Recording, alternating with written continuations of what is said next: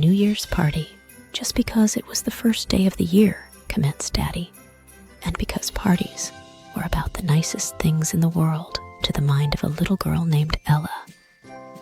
Her mother decided to give her one. It certainly does seem like the first of the year.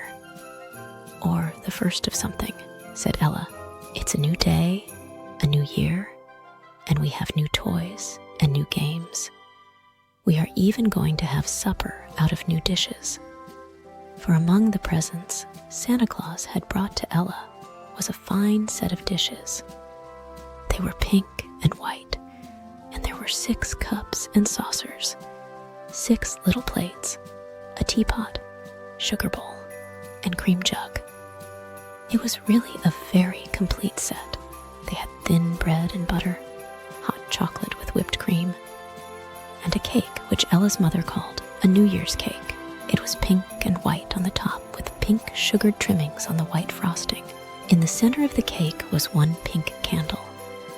For Ella's mother said it would be quite impossible to have a candle for the number of years there had been. And 2, it would be nice to have a new way. And just consider the year a day old.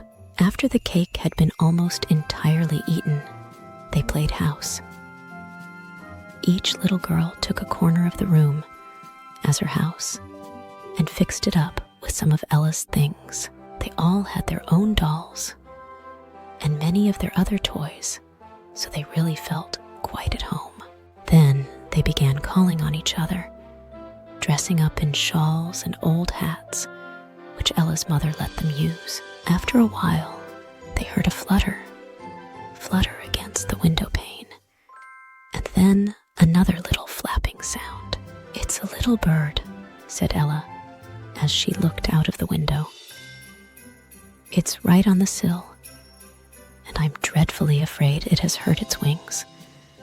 Poor little dear." They opened the window, and Ella took the little bird in her hands. Oh, how cold the little bird's feathers were. "We'll take care of you," said Ella. They gave the little bird some breadcrumbs and some water. Then he had a delicious piece of lettuce from the seeds, which Ella had started in a box in her room. Pretty soon, the bird began to grow much better and hopped and chirped about the room. And then they let him out, for he had simply been very hungry. "We'll put some suet in that tree over there," said Ella. "Let's put some breadcrumbs," said her friends. And then one of them added, "And let's give some of the New Year cake crumbs too." So the little bird was given a regular New Year's feast, and Ella and her friends were among other children who decided to look after the feathered people through the cold months of the winter, and to give them breadcrumbs and suet which they loved so well.